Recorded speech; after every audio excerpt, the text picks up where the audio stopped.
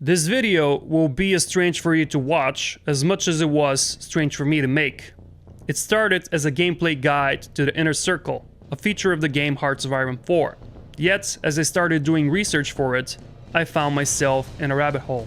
A rabbit hole that led me to explore some of history's darkest personalities. With stories so shocking, bizarre, and sinister, they felt stranger than fiction. What began as a game tutorial evolved into an unmasking of evil, so now this video is both.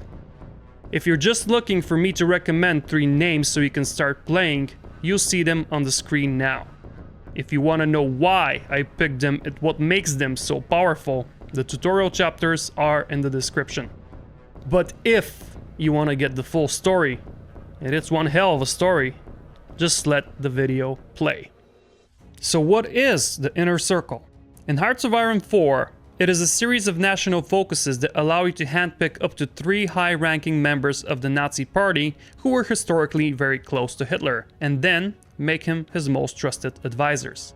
If I were to speculate, we got this entire concept included in the game because some of the Paradox devs likely watched Hitler's Circle of Evil, a 10-part documentary on Netflix. The series closely examines the inner workings and power struggles of Hitler's entourage before, during, and after World War II. If I must describe the dynamics of this ghastly group, Hitler was kind of like the sun around which all of these sycophants revolved in the pursuit of power and status. As the Nazis turned from an opposition party to usurpers of Germany's political system and then proceeded to conquer more and more lands, there were increasing amounts of power and influence for the taking. Every Inner Circle member competed to show his loyalty to Hitler, but also relentlessly fought to further their own ambitions through whatever means. So you can imagine the kind of Machiavellian cesspit that formed as a result. Those closest to Hitler were like cats in a bag, and the one holding the bag was the Führer himself. Now let's see how this is depicted in-game. In Hearts of Iron 4, the Inner Circle is depicted as a series of national focuses with some unique features and powerful bonuses. In fact, they are so powerful that I recommend getting to them as fast as you can. For that, you only need to remilitarize the Rhineland and complete the Führer Principle focuses. These 2 only take 35 days each and grant some very useful perks upon completion. Once this is done, you can select your first Inner Circle pick. There's a total of 7 of them, and they augment various aspects of the game. From left to right, the first 3 help develop the economy. In the middle, we have Himmler, who boosts your spy network and the SS. Goebbels increases stability and war support, but also grants a spy. And the party chancellors in the far right mainly grant political power, but also some important stat increases that we'll discuss in a bit. Once selected, your pick will only take 14 days to complete his first Inner Circle focus. Now here is where it gets interesting. After the initial focus is complete, your Inner Circle pick will begin to go down his very own focus tree on his own. That's right. You won't be locked into any of these long 140 or 280 day focuses down here, so you can choose to develop your economy or armed forces in the meantime. This is why I like rushing it ASAP, as your initial investment is essentially 3 really short and powerful focuses, and eventually you get even more potent ones with minimal further input on your part. Now, it would have been great if we could just pick our 3 Inner Circle members one after the other and then move on permanently from this part. But Paradox figured out that this would be way too overpowered. As such, they've added a 175-day cooldown after the selection of the first and second party leader to prevent the power spikes you eventually get from being researched simultaneously. Now, I will display some very important dates for your Inner Circle on screen. These will tell you when you can select your first, second, and third Inner Circle member if you time your other focuses right. Keep in mind that there will be a delay between you completing a focus that selects an Inner Circle member and said member actually starting to go down their own focus tree. I've observed this delay to be anywhere between 85 to 120 days, so it's not always exact, which is why I'm giving you rough approximations of when your first, second, and third Inner Circle members will complete their final focuses. After each elevated Inner Circle member finishes their respective focuses, you will be able to either replace Hitler with one of them or select total loyalty to the Führer. I do think that the loyalty option is better 9 times out of 10, as it gives even more bonuses to Hitler, who already has a bunch of his own. Still, if you select a new leader of the country, one slot of your inner circle will free up and a new member can be elevated, so it does give you some flexibility in niche scenarios. Now let's move over to which inner circle members to pick and the order in which you might want to do it. Right off the bat, I'll say that most of these guys can be very powerful when combined with a certain playstyle. For me, only one of the 3 positions is an obvious pick. The remaining 2 slots can be suited to whatever you're trying to achieve in your playthrough. I've prepared an Excel sheet that will allow us to compare our options very easily. Now I know it's not the sexiest thing to look at, but I've stacked all of the bonuses and modifiers together to be compared side by side. A quick check here will save you a lot more time and effort than trying to stare at the national focus tree and making calculations in your head. I've uploaded the Excel sheet to my newly created Patreon page, so for a limited time, anyone who signs up as a free member can download it for quick and easy reference. The link is in the description if you're interested. Now, the most important things to focus early on are boosting the economy and generating political power, which is a currency that improves all other aspects of the game, including the economy. The way the inner circle is structured is that most members will give you certain bonuses in exchange for taking a part of the political power you generate each day. The 2 exceptions to this rule are the party chancellors Rudolf Hess and Martin Bormann, which actually boost your political power generation. This is why I recommend selecting them as your first inner circle member or second at the latest. But the thing is, they are mutually exclusive, so you must pick either Bormann or Hess. Why are they mutually exclusive? Well, on one side, it is for gameplay reasons, so you don't get a boatload of political power. But on the other hand, you having to choose one or the other is a result of what happens in real life. Here's how the story goes. Rudolf Hess was one of Hitler's earliest and most loyal followers. He was hooked on Hitler's charisma and fanatical speeches in the early days of the Nazi Party, so much so that he became one of the movement's biggest ideologues. He even co-wrote Mein Kampf with Hitler when the latter was in prison for the failed Beer Hall Putsch, a coup attempt that happened in the 1920s. Hess was even named Deputy Führer after the Nazis came to power, so he would have literally ruled Germany in the early days of the regime if somebody were to do something to Hitler. That being said, Hess was a naive, introverted, and reclusive idealist who was more concerned with mysticism and the occult rather than maintaining his status. This occult fascination was so strong that it made him an outlier even among the eccentric Nazi leadership. He had his own astrologist. He believed in things like healing rays, telekinesis. There were even stories of him bringing his own food to meetings with Hitler because he was very obsessed with avoiding toxins. It's not hard to see why Hess was eventually pushed out of the inner circle by people far more cunning and practical than him. In fact, Martin Bormann gained access to Hitler's inner circle and eventually even began to control it precisely by shoving Hess out of the way. Hess initially hired Bormann as his chief of staff and kind of left all administrative tasks to him, which was his undoing. It's somewhat ironic that for all his interest in astrology, Hess's lack of foresight was glaring, clearly exemplified by his handling of the Berghof project, the building of Hitler's massive holiday home in the Alps, which in effect served as his second seat of government. If you ever wondered where this bizarre footage of Hitler playing with his dog and greeting kids comes from, it's likely from the Berghof.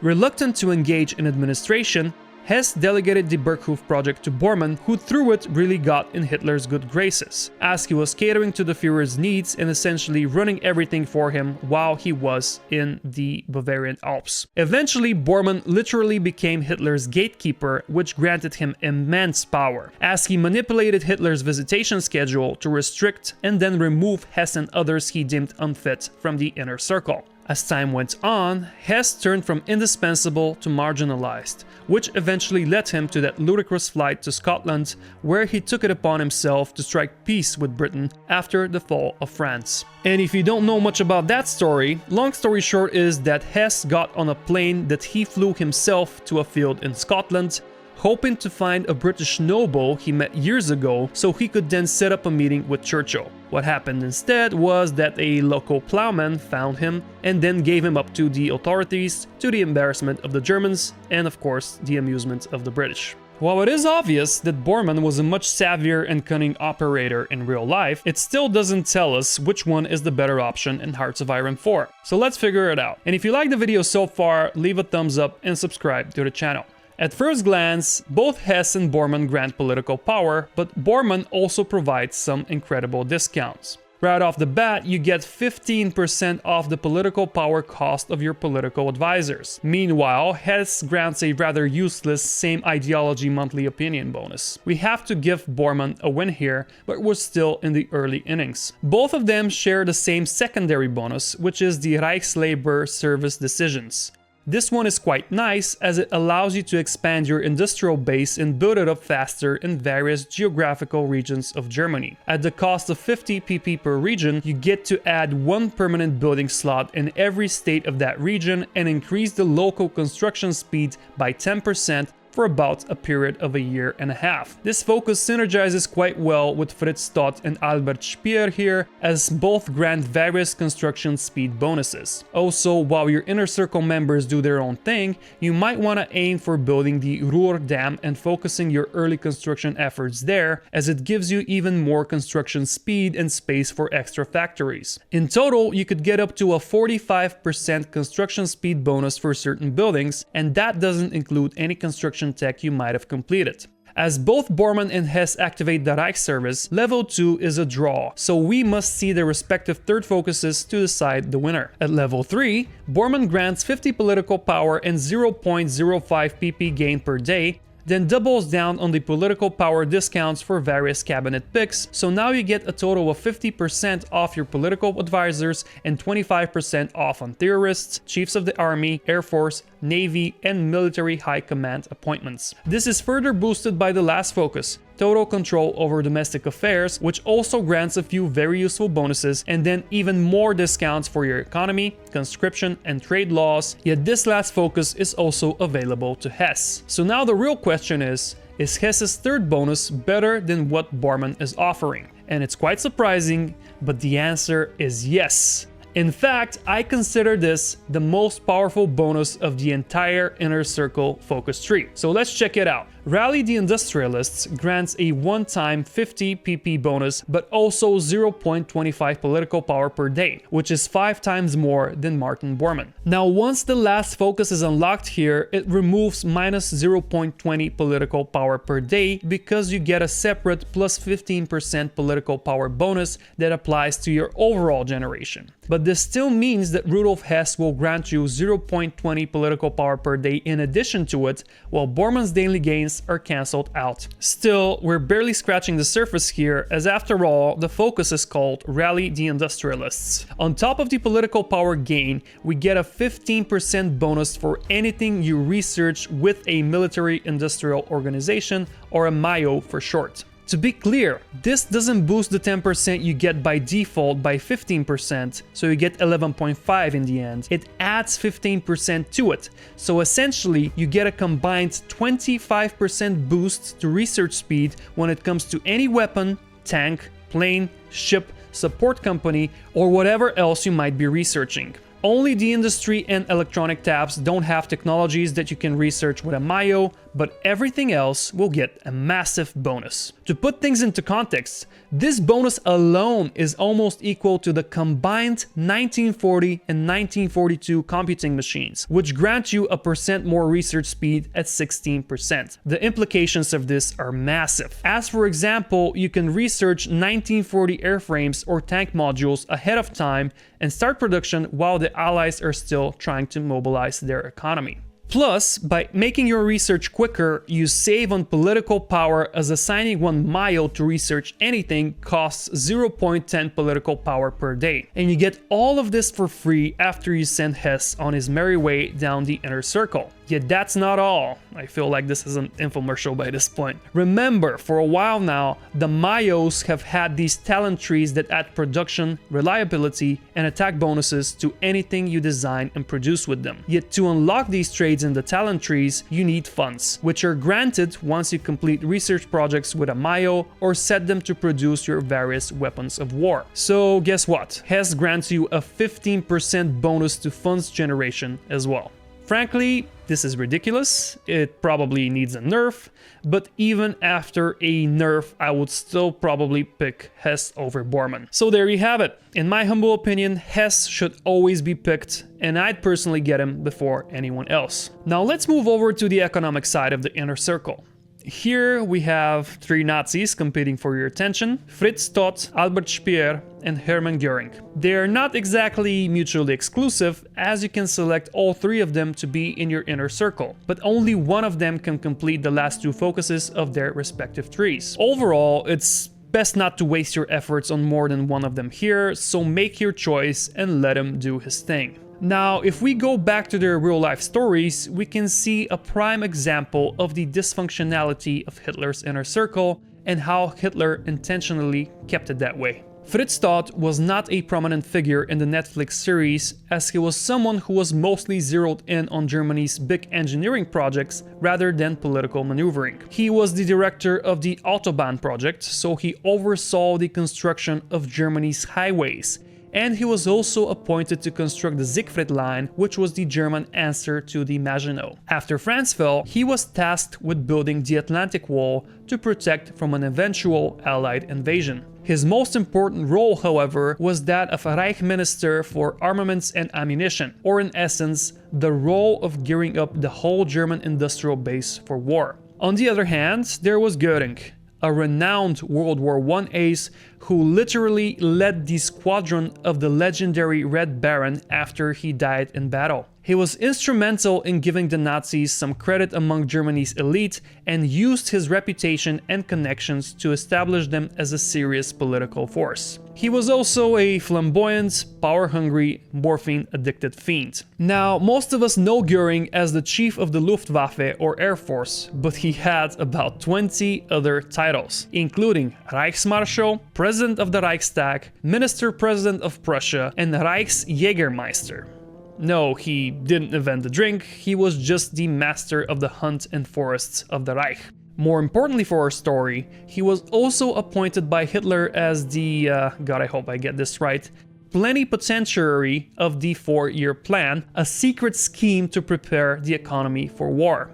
Now, it sounds like there's a tiny bit of overlap between Todt's armament ministry and the authority granted to Göring by the 4-year plan. That's because there was. Hitler often gave his subordinates overlapping responsibility and acted as an arbitrator and mediator when the inevitable fights ensued. This kept everyone in check and furthered his cult of personality, but a savvy political move is not always good for a war economy. As master of the 4-year plan, Göring had full control over the resources of Germany and frequently took them away from Todt to focus on prestige projects that were not too useful when fighting a world war. He also prioritized the Luftwaffe over everything, which left other vital areas of the armed forces underfunded. The German stereotype for high efficiency certainly didn't hold true when it came to the Nazi leadership. As for Albert Speer, he was the chief architect of the Reich, so Hitler had a soft spot for him since the Führer fancied himself as a man of art and culture. In real life, Speer took over Todt's armaments ministry position in 1942 as Todt died in a plane crash. In all fairness, Speer did okay with ramping up production, considering that the Allies were starting to strategically bomb Germany to the Dark Age at that point. One thing I remember from the documentary was that Speer was the guy who devised these beams of light that the Nazi rallies were known for, and we even have them as highlights that guide us to the historical path in the bloated Germany focus tree that we got in the latest DLC. Nazi trivia aside, who do you want to pick for your economy? Well, all three are interesting choices, so you can't really make a big mistake here. My recommendation is Todt, as you get 10% construction speed boosts for infrastructure, civilian factories, and railways from the start, and then 3 mills followed by the Todt organization as an industrial concern, which gives the biggest boost to military factory construction speed and costs only 75 political power. Also, once upgraded, the Todt organization grants +1 max factories in a state, so when you combine that with the bonus decisions from Hess, you can get over 60 additional slots for factories on core German territory. That's a lot, and certainly helps in the late game, as before the latest DLC, players kind of began to run out of space to build factories at one point. So overall, Todt is a great pick. His last focus, which he also shares with Albert Speer, is Wonder Weapons, which levels up 3 of your scientists, gives you a national spirit for faster construction of experimental facilities, and faster research for special projects. On top of that, you unlock a guy in your military high command who grants 10% research speed to all special projects and reduces the supply consumption on any special projects by 10%. Meanwhile, Speer is an interesting choice if you want to get that 5th research slot a bit earlier, as employing Philipp Holtzmann is a focus that grants you 2 civilian factories, which kinda saves you a 35-day industrial focus. Also, on level 3, Speer grants you a 10% bonus to factory and dockyard output, which is quite strong, and he reduces the cost of assigning a military organization when doing research by half. This really helps with freeing up political power when you combine this with the stat boosts from Rudolf Hess. His industrial concern, Philipp Holtzmann, is not that great compared to the Todt organization and costs twice as much at 150 political power. Lastly, we have Göring as the autarky choice, as he grants extra resources in 2 regions and overall bonuses to resource gain efficiency. Also, he reduces the lack of resources penalty and adds a bunch of bonuses for excavation. His most powerful bonus is 5% to your production efficiency retention, production efficiency base, cap,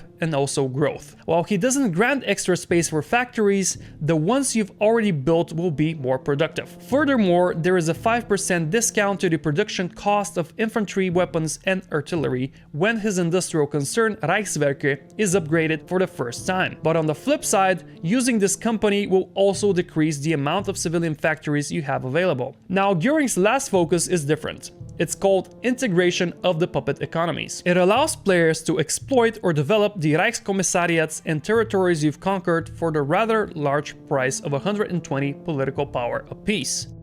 You can see what that does here. You can reduce your consumer goods factories factor by 10% for a year and increase the resources they gain, and also reduces the trade costs as their overlord. Not too bad, but I think this is worse than what you get with Todt and Speer. So far in our inner circle, we have selected Hess and then Todt. Let's see who we can get as our third and final pick.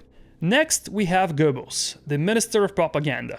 Famous for brainwashing the entire nation through control of the media, especially the newspapers and film industry. He was also second only to Hitler when it came to his skills as an orator, with his best hit possibly being the total war speech that he gave in early 1943, calling for total mobilization of the economy after the disastrous Stalingrad campaign. Goebbels was known for his fanaticism and loyalty to the regime. The starkest example of this came in the last days of the war, when he and his wife decided that they prefer poisoning their 6 children and themselves rather than, quote, live in a world without National Socialism. In terms of gameplay, Goebbels is a very safe third and last pick, as the multiple bonuses he grants you essentially translate to maximum stability and war support, and he also grants an extra spy with his very last focus. In general, you want to strive for high stability, as this gives you bonus modifiers to political power, factory and dockyard output, and reduces the number of civilian factories going to consumer goods instead of your war efforts. Now, before the war starts, you will have relatively high stability that will rise and fall with the various focuses you take. If you don't have Goebbels, after you declare war on Poland, your stability will drop to around 60 or 65% because you've declared an offensive war, while having him in the inner circle will give you 100% stability without breaking any sweat. He also unlocks Fox Leni Riefenstahl as a political advisor. She was a very famous film director in the Reich and had a very controversial and unusual life. So if you're interested in biographies, do check her out. In-game, she grants increased war support from casualties and a bunch of other bonuses that are frankly not that good unless you're having a lot of losses and are getting heavily bombed. So overall, I would suggest ignoring her for the most part. All things considered, Goebbels is useful but not essential to your gameplay, as you can replicate his effects to a certain extent by improving working conditions and reducing the popularity of other parties. However, that will cost you hundreds of political power points that might be better spent elsewhere. Again, I recommend him as your third and final inner circle pick for most games, although feel free to experiment with Himmler if you know how to handle stability and war support. And talking about Himmler, I have truly saved the worst for last, as his deeds were especially cruel even when compared to other senior Nazis. Himmler was very ideologically driven, hungry for revenge after World War I, and quite mad about the fact he couldn't be a soldier during that time. Of course, he is widely known as the head of the SS and the orchestrator of the final solution. He was also the head of the police and the secret police, known as the Gestapo. In terms of his character, he somewhat reminds me of Martin Bormann. He didn't have any charisma, but was a very cold, calculated and efficient bureaucrat who rose from the lower ranks of the Nazi party to its elite thanks to these skills. Now in-game, he is the only inner circle member that has not one but two paths. You can go the left side, which develops the Gestapo, or you can go the right side if you want to strengthen the SS. Both of these paths will elevate your spy game and provide a bunch of other modifiers, but they also differ in a few key areas. I personally prefer the left path for Himmler. Here is why. First of all, you get a minus 20% modifier to agency upgrade time, which you can also stack with the minus 20% you get from the Chief of the Abwehr political advisor. This means you can aggressively develop your agency 40% faster, saving you time and civilian factory use. As we know, upgrading your agency opens up slots for more spies that you can then use to infiltrate other countries and set up collaboration governments, so doing that faster and on a grander scale can be quite sneaky. On top of that, you get 0.35% to counterintelligence and minus 30% to the efficiency of foreign subversive activities, so you get a decent defense against foreign spies. And this combines well with the agency upgrades you can research faster thanks to the first bonus. You also get a 25% cost reduction to your own subversive activities, which is great, as if you run the collaboration government mission more than once, it does start to take up a lot of resources. This also stacks with the cost reduction from the foreign minister von Ribbentrop. Another interesting boost is a 20% increase to the effectiveness of the root out resistance spy mission, which lowers the negative effects you get in countries you've occupied. Himmler's standard 2% non-core manpower bonus and the minus 25% damage to your garrisons are also decent, but hardly game-defining bonuses. Of course, you also get an extra spy with Himmler's third focus. Himmler also becomes a rather useless field marshal, and you get a national spirit that boosts the organization, defense, and attack of SS militia battalions. And while we're on the topic of the SS, let's cover Himmler's right path. This one is primarily for flavor in my view, as it makes the SS more customizable, as in you're allowed to edit their division templates. Still keep in mind that it doesn't unlock SS recruitment on its own, as that's an entirely different focus, so you can still have them in your game if you want. The common bonuses that the two paths share are minus 30% efficiency to foreign subversive activities, minus 25% damage to garrisons, and non-core manpower gain, although the right path grants 4% instead of 2%. Not too shabby, yet manpower isn't exactly something that Germany is lacking. There's also the 20% bonus to the rooting out enemy resistance activity spy mission and the 25% equipment discount you get for your own spy missions. The 25% extra intelligence granted from combat is present on this side too. You also get a passive 0.20 to your counterintelligence here, although that is lower than the 0.35 you get on the left path. Again, Himmler becomes a field marshal and you get the same national spirit with stat bonuses to militia battalions. What's interesting with the right path is that Himmler grants you an extra spy upon completion of its very first bonus as opposed to the second one on the left side, but that also means you have to give up 0.20 political power per day much sooner as well. There's also a special operative that becomes available, and we can see him on the screen right now. A bonus for the research of the military police support company is frankly not that useful. Before we jump to the SS part, it's also worth pointing out that you get a minus 15% to resistance growth with the right path, but that is somewhat neutralized from the minus 10% compliant growth that accompanies it. Okay, it's time to zero in on the SS specific bonuses you get.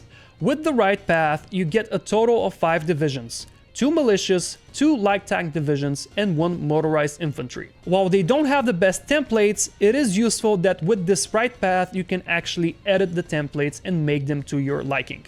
The 4 new generals you get are certainly capable, but it's not like you're short on generals as Germany. They do grant bonuses to militia battalions, but here is where I have a problem. Even with the right path, you are unable to alter the number of militia units you have in your SS divisions. You can only add other infantry battalions, and that's not great, as your initial militia battalions are not enough to create decent tank and infantry division templates. This in turn means that the bonuses you get to the defense, attack, and speed only affect a small portion of your SS divisions, and that doesn't boost your mobile forces at all, which is quite bad. I hope that maybe Paradox can look at this in the future, as what we get in the meantime is a bunch of decent garrison divisions at best. Overall, Himmler's right path might not be the most optimal, but it's not that underpowered either, so I would give it a go if you want to mix things up in single player. Okay, we took a descent into darkness and did a very detailed in-game overview of the inner circle mechanic